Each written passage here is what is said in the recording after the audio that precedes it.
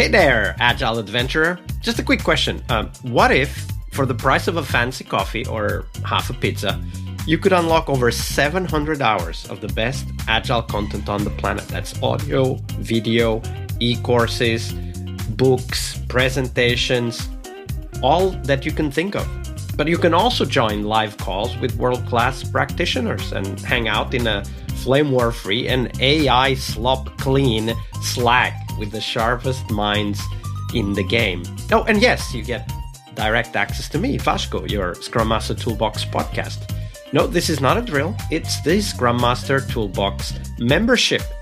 And it's your unfair advantage in the Agile world. So if you want to know more, go check out scrummastertoolbox.org/membership. That's scrummastertoolbox.org/membership. And check out all the goodies we have for you.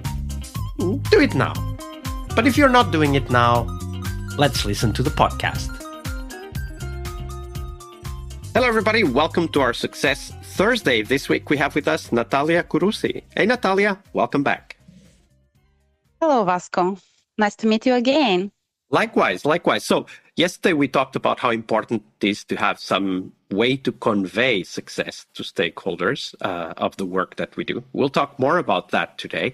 But before we jump into that, do share with us, what's your favorite Agile retrospective format and why? Yeah, that's a good question. As you know, you can go online to find retrospectives and to find a lot of them. Actually, I have one specific one that maybe this is not retrospective, but more like an inspect and adapt event. And many of our Scrum Masters, they know this kind of format. This is a Spotify health check. That's actually not a retrospective. This is more like a review of the team once in 2 to 3 months. I like to run this not very often because Spotify retrospective or Spotify health check is a big exercise. You usually need about 1 hour and a half, 2 hours for that. And we don't expect that the teams are going to change so often. So I run this once in 2 to 3 months. What I like about this activity is actually this is a retro and this is a multidimensional retro from my point of view. It have 11 different dimensions. So they look at the psychological safety of the team, of how much fun the team has, how boring the work is, how much learning possibilities they have. They look also at the quality of work, at the level of empowerment and other stuff. So that retrospective or that inspect and adapt event is giving us a possibility to look at the teams from different perspectives and then to understand what you really need to do, in what direction you need to change, and so on. What is interesting about this kind of activity is that every single time when I run this with a new team, I have some kind of aha moments. I have some kind of discoveries. So sometimes I think, I think that this team is not empowered. And then after that, I understand, no, they are very empowered. And then sometimes I think, that team is having a lot of fun together. They are learning a lot. And then I understand after the retrospective that their scope of work actually is very boring for them. They are not learning a lot. So that's all the time some discoveries for me as a coach, as a Scrum Master all the time. That's why I like this format. I think in every single team when I work with them, I propose this format and that worked very, very well. I really like how you phrase it, that no matter whether you know or don't know the team, when you run this type of retrospective, you get insights, you get those aha moments. And I think that's really important because very often we talk about the retrospective being more important for the team, which it is, but it's also important for us because we are there to serve the team. And those insights are very important for the work that we do. And talking about the work that we do, Natalia, of course, Thursday is Success Thursday here on the podcast. So we want to hear from you. When you think about Scrum Master, the role, how do you define success for yourself? Yeah, that's an interesting one. I think yesterday in our discussion, we a little bit touched base how a good Scrum Master look like. And as I said yesterday, I think from my point of view, we as a Scrum Master, we need to put a scope for us. We need to aim to let the place where we work a little bit better than it was and to make sure that this place could improve itself. So I think that's one of the biggest responsibility of Scrum Master. And the more senior the Scrum Master is, if you become a coach and an enterprise agile coach, you move that responsibility at the level of organization already. So you make sure organization becomes better, and it becomes better and better. So you have that kind of continuous feedback, continuous improvement cycle in place. And I also mentioned in some of the series, so we need to make sure as a Scrum Master, we don't make ourselves irreplaceable. We make ourselves as replaceable as possible. So we grow our people in such a way that every single moment, somebody can step in and take our responsibilities. So if you go into vacation and the team cannot succeed without us, you are not very good Scrum Master. This is kind of management style. Like managers, they think, okay, oh my God, I'm such a good manager. If the team cannot work without me, this means that I'm a very good manager or very good leader. From my point of view, these kind of people are not good leaders, because if the team is not independent enough, you are not a good Scrum Master. You are not a good leader. Another thing that probably we touched base a little bit yesterday, this is metrics.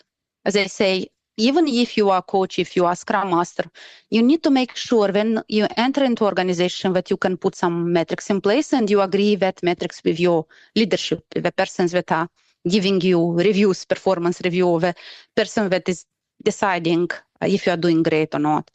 And that metrics, could be some of the metrics, like I would say velocity is not a metric from the start.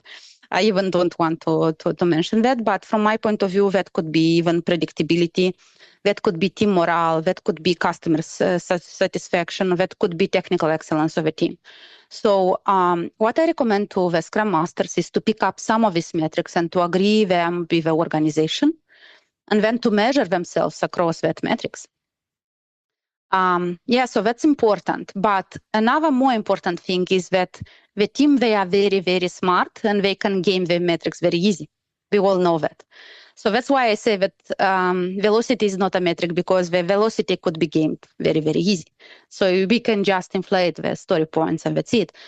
Our team members are very smart. So they can measure, they can game what we measure in kind of couple of weeks. They already know how to do that. And that's why I'm a very big adept of the Gemba walk or go see. This is Toyota Systems approach, because from my point of view, a Scrum Master not only needs to measure, but he also needs to feel the room, to feel that measurements are really good. And I recommend that to do that Gemba walk or go see, not only to the Scrum Masters, but to the leaders of organizations as well. So they don't need to stay in their room and just look at their screen and look at the metrics. They need to go out where the work is done and to see how that work is done, to see if that metrics are realistic or not. Absolutely. So I probably went a little bit out of the Scrum Master responsibility. I think only. You defined quite a lot of things that are really, really important. And we started talking about metrics yesterday, and I think it's important for us to just dive into that a little bit more, because one of the things that you said, which is very clear, some metrics are very easy to game, velocity being one of them. So although they may be informative, they are not really anything to do with our success as Scrum Masters. Other metrics are not easy to game by the team. For example, 360 feedback from other people outside in the organization. But they are only indicative. If you don't have the context, they don't really mean anything. But one of the things that you said, which is incredibly important, is that we need metrics, but we need them in a different scope for us as Scrum Masters. We need them so that they trigger reflection and they trigger adaptation from our part, because the really important part is, as you said at the end, the Gemba walk, right? Like it's talking to people, it's seeing what's happening, it's understanding what's going on, because without that, we can't make up our minds. Metrics are, as you said, only either gameable or only a very narrow perspective on reality. And there's a metric that I wanted to suggest that and hear your thoughts on it. There's a metric that I've been thinking about for several years based on the work by Esko Kilpi. Esko Kilpi, may he rest in peace, he passed away a few years ago, but he's a business philosopher here out of Finland, and he had developed this idea of the conversation, right? Conversation meaning that in knowledge work, the work gets done through conversation, the information we exchange, how we make decisions together, what kind of topics come up and are prioritized, all of that. And I was thinking about this idea of the quality of the conversations. And then we can discuss what the quality might mean, because that's also entirely contextual. That would need another deep dive. But I was thinking about this, the quality of the conversations inside the team and between the team and its stakeholders. What do you think about that, Natalia? Yeah, the quality is very important. It depends on how we define the quality. So, for example, if me and you now stay and discuss, and we have an observer that observe our conversation, that's only a few thousand at the moment, yeah, right? Yeah, okay. Good. So I think we are speaking like friends, right? This is very relaxed, friendly conversation, informal, so we are good. But if, for example, we fail to give a delivery right now, and there is kind of $20 million on the con right now on the age, and you have very angry client that just called you and say like, Vasco, you need to discuss with Natalia because she just failed my release just now in production. Probably we will not have that kind of friendly conversation, right? So as you say, the quality of conversation, but the quality conversation could be very different depending on the context, depending what happened, depending what kind of day you had, what is your personality type, and so on, right? If you are a person from Latin America, every conversation will look like you are fighting. So what do you understand by quality of conversation, Vasco? Yeah, that's a very good question, and one that is very important for us to answer in context. So I give two completely different contexts, just try to illustrate that. For example, if we are about to deliver, right, like it's next week or a couple of days from now, the quality of conversations for me signifies that we are able to discuss finding whatever is impeding us from delivering, come to an agreement, so deciding the next steps, and then acting together, right? Like it's not about acting against each other, but acting together, right? I might not agree with you, but I don't have a better idea, so I commit to what you decide. And that you can see in the quality of the conversation, right? Like, for example, are we discussing several options? That would be a question in my mind. Are we discussing several options, or are we converging too early? Converging too early means that there's probably a power imbalance in the team. Somebody has more power than others, and that person decides everything. Yeah. That reduces diversity and thinking through the options. So that would be the case if we need to deliver, in the very short term. Yeah. If we are in the beginning of the delivery, where we need to explore, we need to think about customer, we need to think about stakeholders, I want to see conversations that are more open-ended. The result of those conversations, instead of being decisions, is more like better questions that we then need to go out and answer. So that's what I'm thinking about the quality of the conversations. What do you think about that, Natalia? Yeah, I understand. Like everything that you just said, it works perfectly if you have a well-GLA team, if you have a team that already passed that forming, storming, and they are in norming, or they are at least in performing in norming somewhere there. But what about if that team is just formed now? What kind of quality of conversation can you expect from them? So from my point of view, you don't have a team, you have a group of individuals. And it's very hard because some of the teams doesn't pass that storming. Never they pass the storming. And then once again, I never have seen a team that didn't have that kind of negative emotions to blame each other at some point and things like that. So what you're describing, this is an ideal team that I have never seen in my life. So what I understood as a Scrum Master, that you really need to assume that people are humans. They have emotions. Some of the time they have very negative emotions. Some of the times they are very frustrated, they are very angry. Sometimes you need to step out and to say, okay, you are not prepared today for that conversation. Let's discuss tomorrow. Let's come back to this conversation. And that happens all the time. So we cannot expect that quality of the conversation. It's good when you have them, but you will not have them every single day. This is what I'm trying to absolutely. And that's that's a very good point. I would only counter that if you have it no day, right? Instead of having it every day, which is, I guess you have a very important point there. You can't always be at the best level of performance. No one can, right? Not even high performance athletes. But if you never have a good day, I think that's something that we should be aware of, right? And perhaps the point about conversations is that very often we focus on metrics that have to do with hard metrics, like even velocity, although it is very easy to game, it's still a hard metric, right? Like how many story points did you deliver? But there's a lot of soft metrics that help us understand the ability of the team to make decisions, to adapt, to deliver, that we very often don't consider. So that's also kind of perhaps a tip for everybody listening out there to think about. What are the soft, let's call it, metrics that I don't usually look at? And could I learn something from that? Yeah, right. Agree. Thank you very much for that conversation. It was an awesome reflection, Natalia. Thank you. Thank you, Vasco. All right. I hope you liked this episode. But before you hit next episode, here's the deal. This podcast is powered by people like you, the members who wanted more than just inspiration. They wanted real tools and real connection to people who are practicing Agile every day.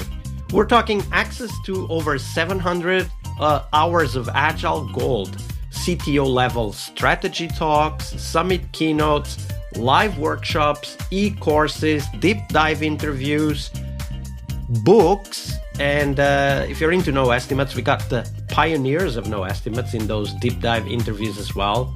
Agile business intelligence, creating product visions, coaching your product owner courses, you name it.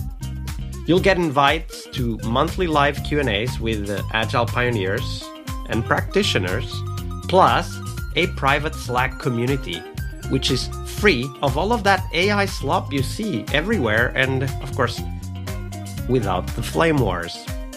It's a community of practitioners that want to learn and thrive together. It's the best place to connect with community and learn together. So if this podcast has helped you before, imagine what you will get from this podcast membership. So head on over to scrummastertoolbox.org/membership and join the community that's shaping the future of Agile. And we have so much for you. So check out all the details at scrummastertoolbox.org/membership, because listening is great, it's important, but doing it together, that's next level. I'll see you in the community Slack. We really hope you liked our show. And if you did, why not rate this podcast on Stitcher or iTunes? Share this podcast and let other Scrum Masters know about this valuable resource for their work.